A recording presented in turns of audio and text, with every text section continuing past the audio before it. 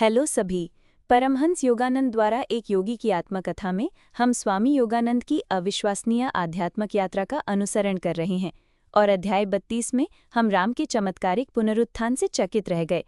अब अध्याय 33 में, जिसका शीर्षक है बाबा जी, आधुनिक भारत के योगी मसीह, हम पुस्तक के सबसे रहस्यमयी और विस्मयकारी अध्यायों में से एक में गोता लगाते हैं।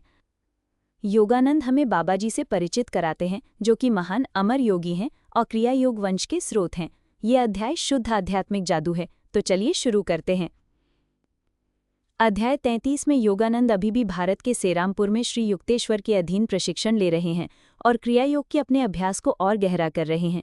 लेकिन यह अध्याय बाबा जी की रहस्यमयी छवि पर ध्यान केंद्रित करता है, एक अमर गुरु जो हिमालय में रहते हैं और पर्दे के पीछे से मानवता का मार्गदर्शन करते हैं। बाबा जी लाहिड़ी महाशय के गुरु हैं, जिन्होंने श्री युक्तेश्वर को क्रिया योग दिया, जिससे वे योगानंद की वंशावली के आध्यात्मिक परदादा बन गए।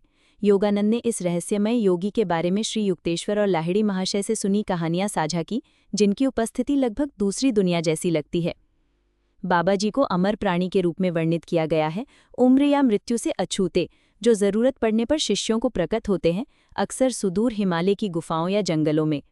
योगानंद बाबा जी की चमत्कारिक शक्तियों की कहानियां सुनाते हैं, जैसे भोजन को भौतिक रूप देना, उपचार करना या यहाँ तक कि दिव्य उद्देश्यों को पूरा करने के लिए घटनाओं का मार्गदर्शन करना।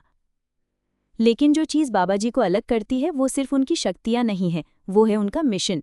वे मानवता को दिव्य चेतना की ओर विकसित करने में मदद करने के लिए क्रिया योग को प्रारूपित करके एक आध्यात्मिक तरीके को संरक्षित करना चाहते हैं और इसका प्रसार करना चाहते हैं। योगानंद उन्हें योगी क्राइस्ट कहते हैं, क्योंकि यीशु की तरह बाबा जी दिव्य प्रेम और ज्ञान का प्रतीक है, जो आत्माओं के उत्थान के लिए अथक प्रयास करते हैं। इस अध्याय का सबसे दिलचस्प हिस्सा लाहिड़ी महाशय की बाबा जी से पहली मुलाकात की कहानी है। बाबा जी ने बताया कि क्रिया योग एक प्राचीन विज्ञान है, जिसे आधुनिक समय में पुनर्जीवित किया गया है ताकि लोगों को सीधे ईश्वर को खोजने में मदद मिल सके।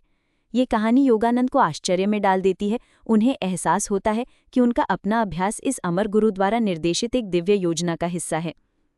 इस अध्याय के बारे में सबसे शक्तिशाली बात यह है कि ये योगानंद के दृष्टिकोण को विस्तारित करता है। वे अभी तक बाबा जी से व्यक्तिगत तौर पर नहीं मिले हैं, लेकिन उनके गुरु और महान गुरु की कहानियां उन्हें इस अकालिक व्यक्ति से जोड़ती हैं। श्री युक्तेश्वर बताते हैं कि बाबा जी की भूमिका चुपचाप काम करना, प्रेरणा और कभी कभी प्रकट होने के माध्यम से शिष्यों का मार्गदर्शन करना है, उन्हें हमेशा ईश्वर की ओर इंगित करना।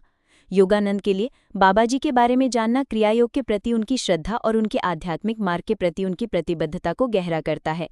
यह अध्याय भारत की आध्यात्मिक परंपरा के रहस्यमय पहलू को भी उजागर करता है, जहां बाबा जी जैसी हस्तियों को ज्ञान के शाश्वत संरक्षक के रूप में सम्मानित किया जाता है। योगानंद इतनी श्रद्धा और आश्चर्य से लिखते हैं, जिससे बाबा जी जीवन से बड़ा और गहराई से प्रेरणादायक महसूस होते हैं। यह हमें याद दिलाता है कि आध्यात्मिक मार्ग अदृश्य शक्तियों द्वारा समर्थित है, जो हमें तब भी मार्गदर्शन करती हैं जब हमें इसका एहसास नहीं होता। अध्याय 33 के लिए बस इतना ही। आपको महान बाबा जी और योगी क्राइस्ट के रूप में उनकी भूमिका के बारे में क्या लगा? अपने विचार कमेंट में लिखें। हमारे अगले वीडियो में हम अध्याय 34 में गोता लगाएंगे। अगली बार मिलते हैं।